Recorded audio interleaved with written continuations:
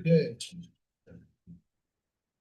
I almost forgot to live stream the meeting, so give me a second. Okay. Well, while you're doing that, I'll put the motion in a second. I'm gonna continue. Great.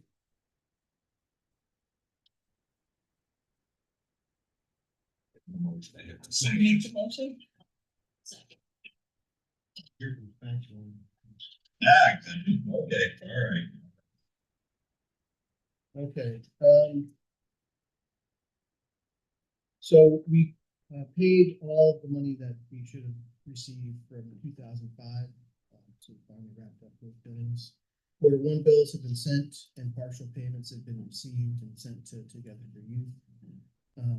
I just heard today that the problems that we've been having with the accuracy of youth records will be ameliorated as the responsibility for entering youth records is going to be transferred from the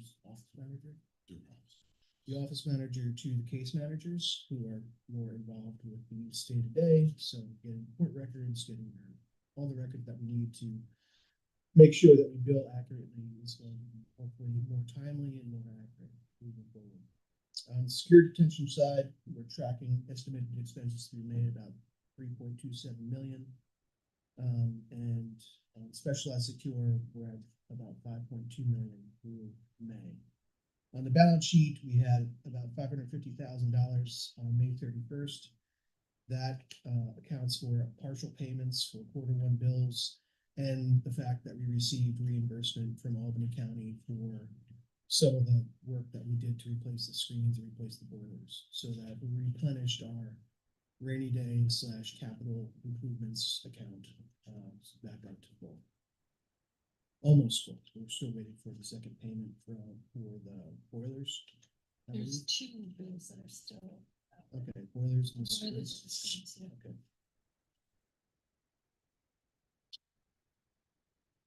Any further questions?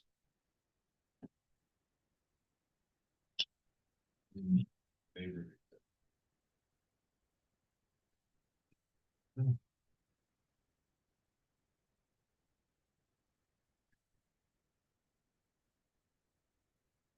Team, the healthcare standard value. Right, so this is part of, I guess, is an ongoing evaluation process in your healthcare system. As you know, Together for Youth engages a variety of healthcare partners in addition to its own staff to provide healthcare at the facility. You want to just go over some of the findings? There's some policy gaps that are included. 6 policy gaps that we see and some policies around. So done is adding all items to the policy, and we'll proceed. We'll show that it's completed and be submitting that by the day to the state for shun corrections responses. Great. Any questions? None. Progress. Great. So the memo is mislabeled on should be related to education VIP. The good news is that these monthly evaluations and check-ins have been reduced from bi-weekly to monthly, so that's a step in the right direction. It indicates that folks are making progress. And we're moving in the right direction, but there's still some things to square away. But there has been some progress since our last meeting, including the formal partnership with South Colony, which you had alluded to last time, and standing up the Committee on Special Education. So, like we discussed in previous meetings, the requirements are for Together for Youth to essentially provide all the services that a school district would provide. So through various partnerships and other things, they're endeavoring to do that. God bless. Do you want to expand on that? Sure. So there's a couple of things that have been put in place. There is some software that schools across the New York use for special education APs to transfer them, and we have launched that officially. So now we are on launch education software, which CSE meeting with South County that will be in July. So we have the committee all set up, and we do that meeting starts then. We have to review that. We have our our special education teacher who comes in for every day to provide those services. And if we have any expanded services we need, Jackal New Beginnings will provide that for us. We also have applied to the State Education Department to provide the GED testing site, which has been being State Education has given an initial approval to our application. So now we just have to find with them. So hopefully, long term, we have our testing site for GED and won't have to send you out. So we're very excited about that. Biggest news is this week we have 2 graduates. Excited graduates this year. We continue to recruit teachers. We were able to get on some recruiting sites for teachers that we had not previously been able to get on because we weren't a technical school, but partnerships. That's Good Shepherd, we were able to get Olaf's and some other recruiting sites. So we have 2 vacant teachers. Where we are right. So what is the portfolio of, how many educators? What are they working, something? We have 2 educators right now. We have a math teacher and social studies teacher, and we also have a GED teacher, as well as that special education teacher that comes in 4 hours 5 days. Okay, so you're still looking for, English and science. okay. Okay, you talk about the requirements to become a GED testing site.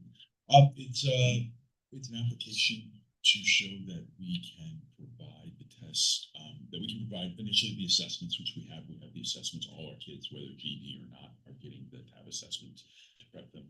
And then we need to show that we can provide the testing site the way New York wants it set up, with a private testing site and so many proctors and the way our internet has to be and all those items. That is granted by New York State and most is here. State Education Department has to designate you a private, otherwise, so we could have been a public site without any issues, but we have to open it to the public so any kid can come and we found that. So private site takes some.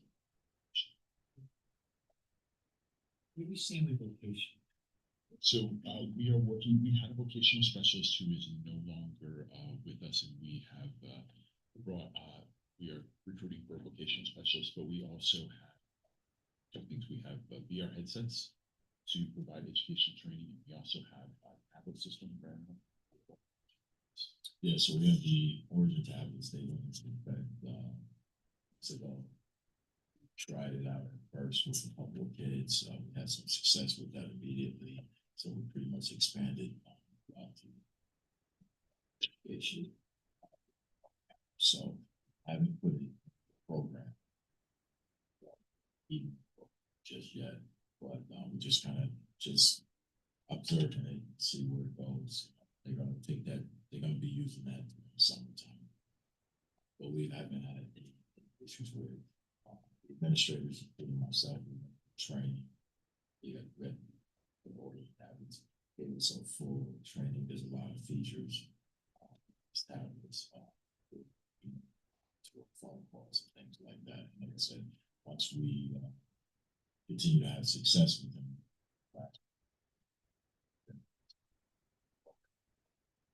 Well, currently there's no vocational training where kids get hands-on. No, we don't have that. The VR headsets, they're not hands-on, but they are doing things. They are manipulating things. Doing with that, yes, but no, there are no hands-on. There's no plans for. We are always looking at new opportunities. There are some different things that could potentially come up. We have to look at our spaces more. We'd like to do some stuff in the kitchen. So it's I'm just looking in the direction where, you know, would be able to have some sort of vacation stuff. Like besides from the leave, they go out and work in the. and that's our goal with the food service and the janitorial. We can do facility. You don't have an opportunity to follow them out to one of these road tech schools or something like that for an hour and a half a day, something like that to do. Just send to to send the kids out. Yeah. No, we're not, we don't have the capacity. Just putting specifics on it, logistically, it's very difficult. You need, your staff to We need join the kid. They would have to be, there would have to be some mechanical restraint, things like that to make it difficult. Nothing to figure out, bring in. That would be the part of the option. Yeah, and on the tablets, there are vocational services on there. It's just really haven't tapped into that. So there's other training that's expected to come about. But there's several vocational services. So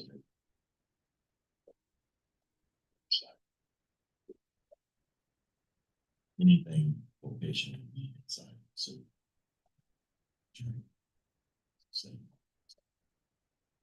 I'd like to see at some point with those vocational trainings and then.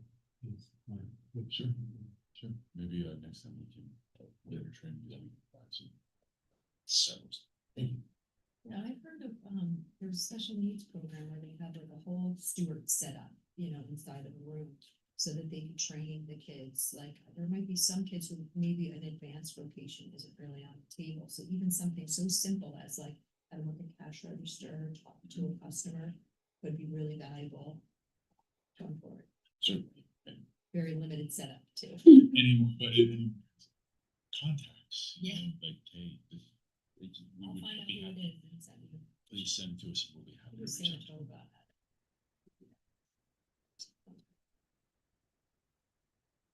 Any other questions for Luke or Ray?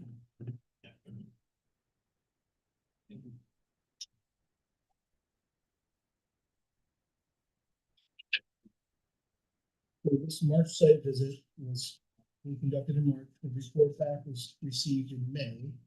So I believe some things that are reflected in this report have since been addressed. We kept on getting not dinged for the peeling paint in the showers and the shower curtains. Have those been fixed, right? Peeling paint in the showers. yeah, I believe Marcus. He hasn't gotten the contract Yeah, yet. something like that. And that is it. That's in the April report too. Okay. So, I have authorized, Brian, what's his name? McCabe, their maintenance person, to engage as contractor to repaint the bathroom, showers, and all of the places that have failed paint, which is a lot of the doors and the pressure points. So that'll refresh the facility in addition to getting in compliance with the site visits. All things considered, facility clean, program observation positive.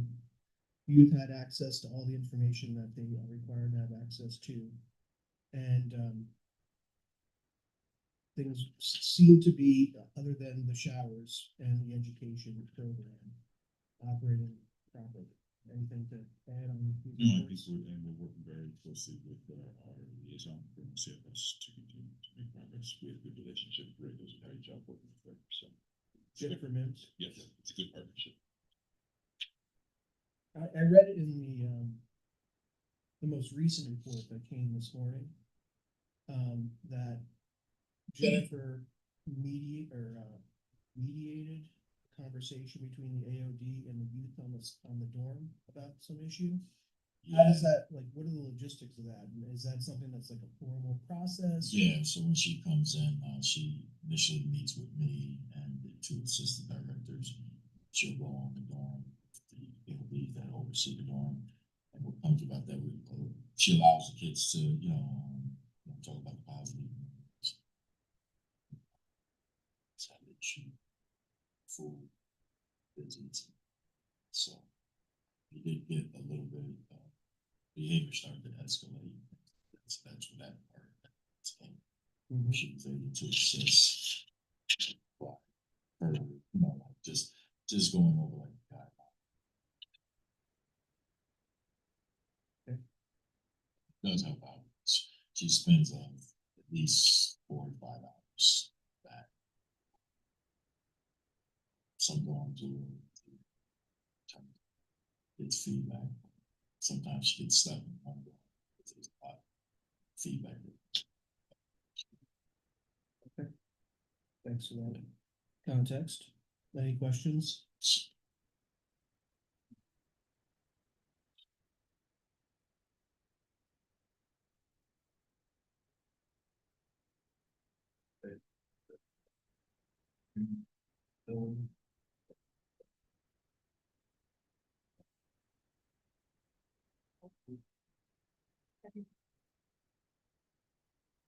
So, we have some extra money, that came through the financing for the facility improvement project. It's just around just under $2 million. So instead of using it to reduce the debt service, Albany County and their controller would rather spend it on the project because we've already financed the money and we might as well get as much out of it as possible. So working with the staff, we've identified several items that either will address deficiencies in what the project had provided, address deficiencies that have been identified since the project was completed, or otherwise improve the situation at the facility. So they generally fall into two buckets: furniture, fixtures, and equipment, and then minor capital projects. So minor capital projects included in this list are additional shade structures in the rec area, staff outside break area, covered break area, expansion of parking at the facility by taking over some underutilized space that is really adjacent to dorm A, and adding some additional Wi-Fi in the new visitation area.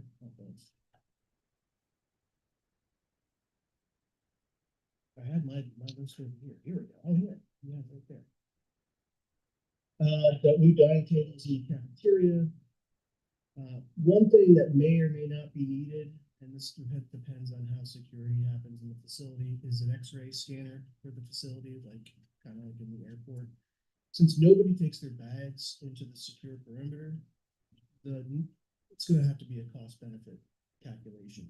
It may be, helpful to have, but we'll still have to determine whether that's going to be something. We have a walk-through metal detector and then after they walk through each one. And visual inspection. It was just, at the end, it was like, hey, So, some of these things will fall into FF&E, some of them will fall into the capital project. But all told, I think these things will make the facility and the staff, the facility happier, facility safer, and particularly some of the things that we removed from the capital project and value engineering, like replacing all the padding in the gym area, will just, be an enhancement to the facility. Question about the shade structure. Are you talking about a permanent, fixed, or I've seen poles with just like a canvas in the middle? Actually, looks really nice and can be as effective.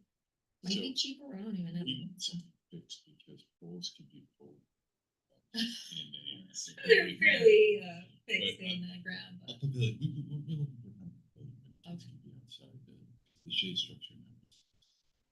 For kids. yeah, no, it makes sense. But I was just wondering if you So I did a fair amount of research on different options for shade structures for this type of facility. And there are companies that do them for detention environments and also recreational environments. And there are a lot of designs that minimize the likelihood of a youth injuring themselves or getting access to equipment or climbing it. So those are all the considerations. Right now, the shade structure there is 4 poles with basically canvas on top, but it's not very large at all.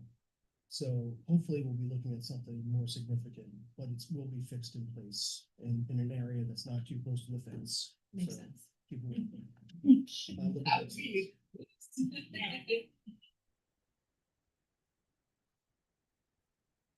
But the youth are using the rec area. There should be more shade out there because obviously it's a tree-free environment. We don't need somebody sign No. But they do use the outdoor gym. That's great. So the action, which you voted on, and made a motion and seconded on, is authorizing me to execute any contracts agreements needed to procure the items and implement the construction projects noted above. That would be for the whole committee, What's up? that would be for the whole town, For all the projects that. besides, they would come up there. The two of you. No, I would not think that they come up any of those between. We'll have to get the cost estimates, so in the memo, I know we're working with DASNY. DASNY's already on board to help procure the furniture, fixtures, and equipment.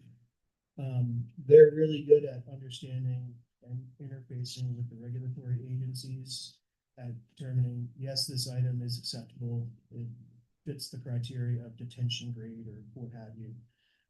And they're also expert at knowing where they can procure it off of New York State contract or otherwise. For the construction projects, the capital improvements, they have a construction team, but right now they're trying to determine whether or not the collective projects that are listed here would be significant enough to engage their construction management team. If they're not, then I'll have to figure out another way to manage those projects. But hopefully they'll be able to take on both the FF&E and the construction management and be able to advise that. But part of all that work is doing cost estimates. Right.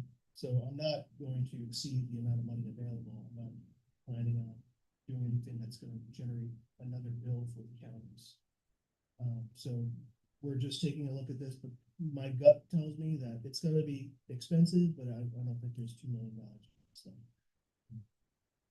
I'm just looking for an itemized list somewhere down the line. oh, sure. Yeah, there will be. All of these items and the quantities will be subject to cost estimates and, you know, the procurement and bidding process. So once that happens, I'll submit or share with the board what these prices are. But the obligations of the dormitory authority are to go through the state's procurement process, which is very stringent in terms of value and getting the best price for the public as possible. There's no way do I wanna see the work slow down, and obviously, some of this stuff is important to get done right away.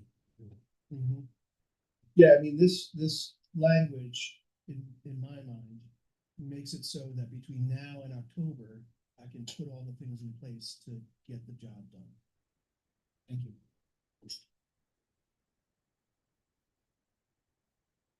Motion made and seconded.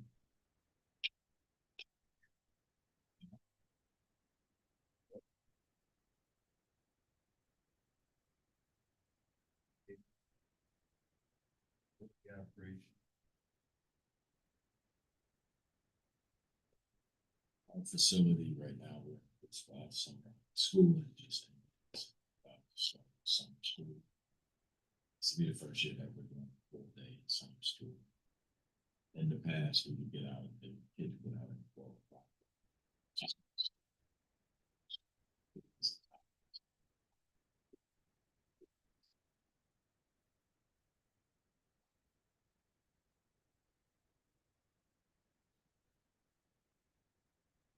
Just a lot of increase, more recreation, things like that. And resources come.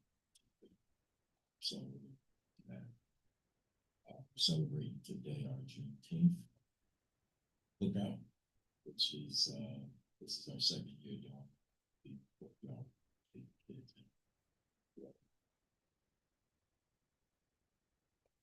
So this is always fun stuff. Then, graduation next week. 2 graduates. So it's pretty fun.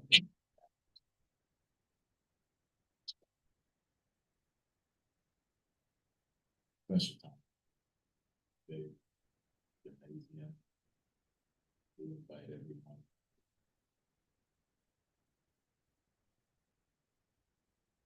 What time? It's at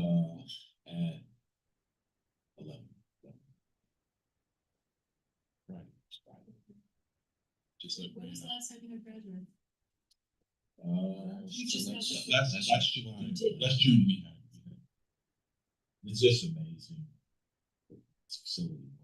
Started, so, that we talked about practice. It's just been increasing. Since, so I'm very happy about that. We're gonna do. So. Yeah. If you'd like to attend, just let Ray and I know, and we can get you set up. Do you play pomp and circumstance? We do. We have speeches, we have all the stuff there, we have. Lunch for them. All the stuff. Really great. Yeah. Each other see their success. Absolutely. Yeah, it's great, great time. Like I said, we're just, summertime is always good. We do have these events, but they are training staff. A lot of new staff that we hire, just shuffle around our schedule bid, which puts us in a good spot to have more staff. Sure. So, it's just really good space right now. And is your attrition rate improving? Yes, we're good. I mean, in terms of the, Like the staff that you bring on board, but then you lose? We don't have actually secure detention in our agency, it's the most efficient rate. And how many youth we have in there now? we are, I believe, 30. Male, female? We have four females right now. Yeah. 4 females. What's the average stay? Depends. That's pretty, that's why I said that. Depends on their classification. The JOs and JDs, they're pretty out pretty quick, probably 4 to 6 months. We're going back home to residential place. AOs are there. We have a couple of youth that have been in there for more than a year. Really, but they could be to future adult system. Overwhelmingly male. It's And that goes for the entire criminal justice, juvenile justice system. Yeah. And the facility is doing a good job at using the flexible space. And the female population is an example of that, because historically, the 3-bed dorm has been the female dorm exclusively, and that was our maximum capacity. But when there's a need out there and they're able to do it, they do flex into one of the 6-bed dorm rooms. And that's the case now. So the female dorm is on one of the dorms on dorm D, has them the 4 females. And we've had as many as 6. I think. 6. We had some reports recently that the staff fell asleep during the workday. I guess it was, it has to be reported. immediately, that's. Yeah, so I understand that that's gonna happen, but is there any way to curb it or, So, you know? Submitted. Still see it best to.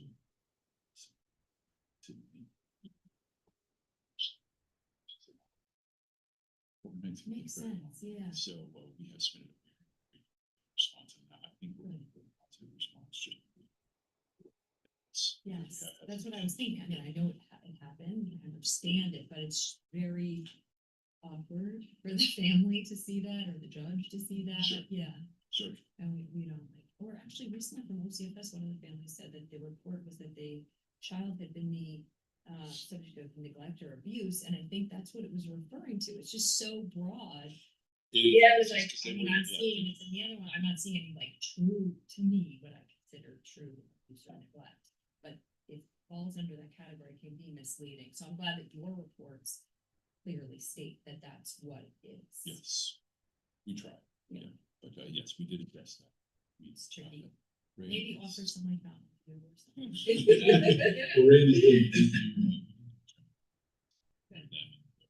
Very show hard. them. It's tough. We have our training at night. That's part. We have increased camera reviews and additional person that's doing the camera access to it. Try to-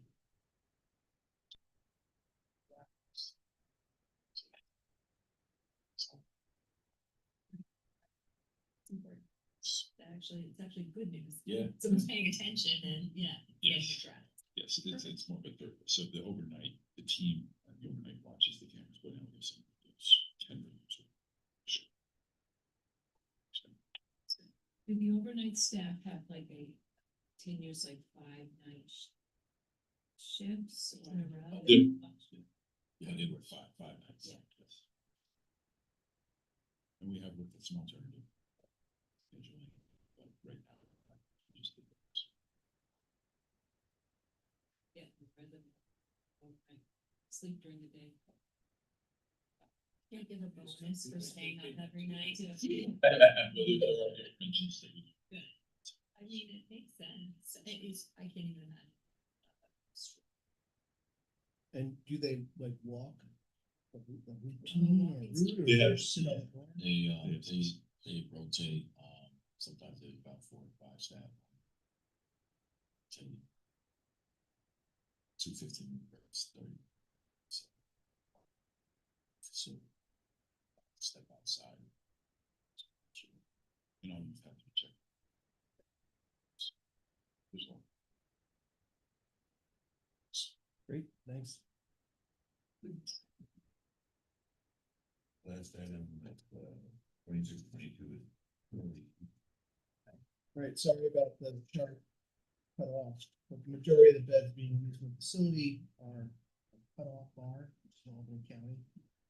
The majority of the youth are, well, it's really a mixed bag. The blue represent the SD males and the gray, the SSD males. There is some parity between those two populations in terms of the facility bed days in April and May. And that's pretty consistent with what we've been seeing. Congratulations to Saratoga County for the facility for 4 bed days. Any questions? Still out of county, very minimal. Relatively, but the facility as a good partner, we as a good partner, try to make sure that we can accept youth from other facilities if there are certain conflicts, gang relations, other behavioral problems. And it's a quid pro quo. So they help us out when we need it, we help them out.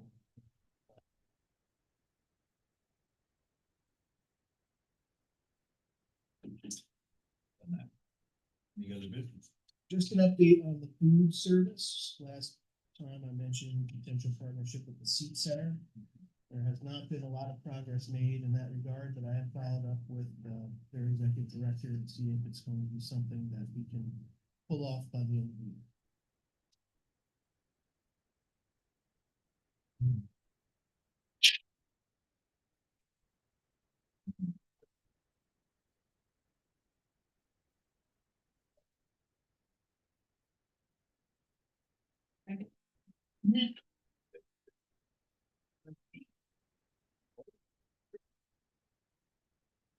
Yeah, Doc.